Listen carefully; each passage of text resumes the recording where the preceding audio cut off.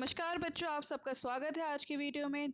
बच्चों, जैसा कि आप सब जानते हैं, आप लोगों की अब डेली की एक इंडिविजुअल सब्जेक्ट की वर्कशीट आ रही है और आप लोगों की याद हो जाना चाहिए कि हर बुधवार को, वेंसडे को आप लोगों की साइंस की, विज्ञान की वर्कशीट आएगी।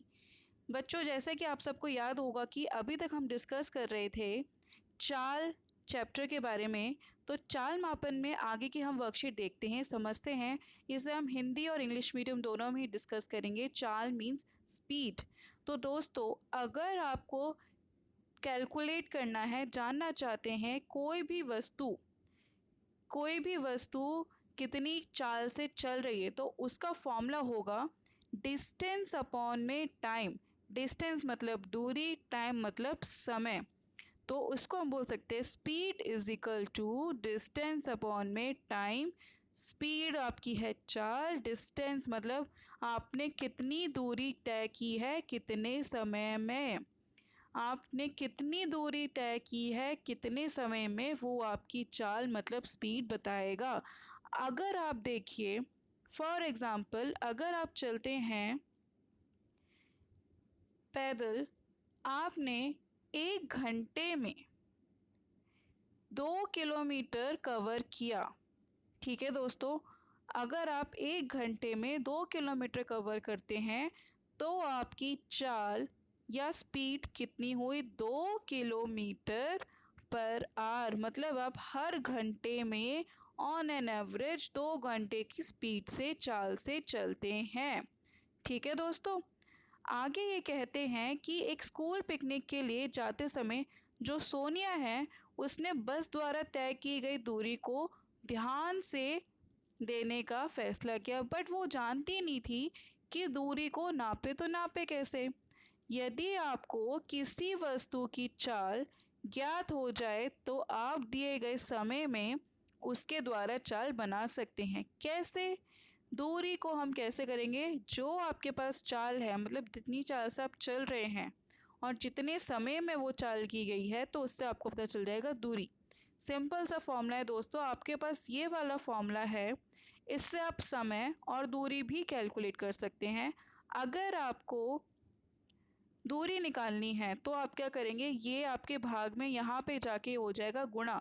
तो दूरी आपकी क्या हो जाएगी? चाल गुणा में समय, मतलब distance is equal to speed into में टाइम। ठीक है दोस्तों, पहला फॉर्मूला हमने देखा, speed is equal to distance upon में टाइम। अब तीसरा फॉर्मूला हम देखते हैं। अगर हमें समय निकालना है तो time is equal to D upon में एस। मतलब समय किसके बराबर है? किसी भी गाड़ी ने, किसी भी वस्तु ने कितने समय में जो डिस्टेंस कवर किया, वो कैसे निकालेंगे? समय इज इक्वल टू डिस्टेंस, दूरी बटे में चाल। तो आपको ये 3 फॉर्मूले समझने हैं। आप अगर एक ये फॉर्मूला याद कर लेते हैं तो उसके हिसाब से आपको ये दोनों फॉर्मूले भी याद हो जाएंगे। ठीक है दोस्तों, आप लोगों ने देखा होगा कि जब किसी भी कार या स्कूटर में जाते हैं तो वहाँ पे इस तरह से एक मीटर होता है जिस पे किलोमीटर पर आवर लिखा होता है। तो वो मीटर क्या कहलाता है? स्पीडोमीटर। वो जो स्पीडोमीटर होता है इंग्लिश में, हिंदी में उसको बोलते हैं चाल मापी। स्पीडो या चाल मापी तो आपको बता रहे क्या चीज़ नापेगा, क्या चीज़ मेजर करेगा? वो करेगा आपकी चाल, स्पीड मेजर करेगा। ठीक है, और स्पीड जो आएगी वो किस में होगी? Kilometre per hour. उसके अलावा दोस्तों, उसमें दूसरा मीटर भी होता है। वो मीटर आपको बताता है कि आपका जो व्हीकल है, गाड़ी है, स्कूटर है, उसने अभी तक कितनी कुल दूरी तय की है। उस यंत्र को बोलते हैं ओडोमीटर या पथमापी। तो जो यंत्र आपको बताए कि आपके व्हीकल ने, आपके वाहन ने कितनी दूरी तय की है, उसे ओडोमीटर कहेंगे। और जो आपको बताए आपके व्हीकल ने कितनी स्पीड से चल रहा है, कितनी चाल से चल रहा है, उसे हम चाल मापी या स्पीडोमीटर कहेंगे। अब इसके हम क्वेश्चन आंसर्स देखते हैं। पहला क्वेश्चन है, एक उपकरण जो किसी गतिमान वाहन द्वारा तय की गई दूरी नापता है, दूरी बोल रहा है तो क्या हुआ, ओडोमीटर या फिर पथमापी।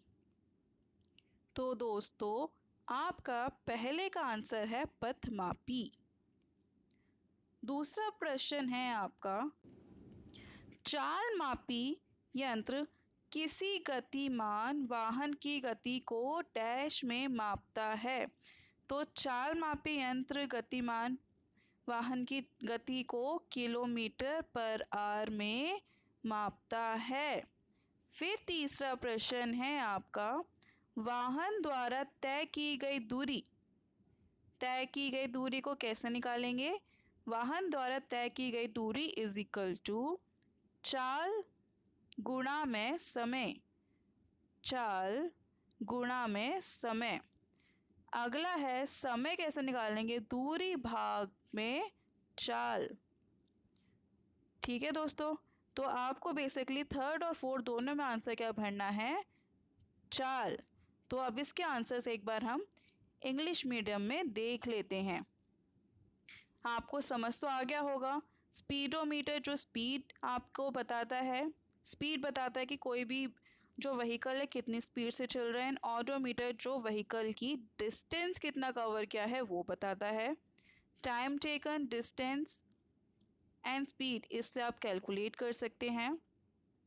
क्वेश्चन आंसर्स हैं, an instrument which measures the distance covered by moving vehicle is known as speedometer.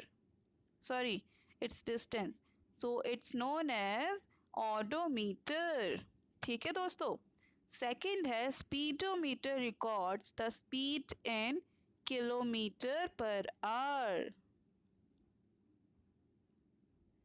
Third है, distance covered is equal to speed into में time. And last is time is equal to distance divided by speed. तो आपका third और fourth दोनों का answer है speed, second का answer है आपका kilometre per hour and first का आंसर आपका ऑडोमीटर।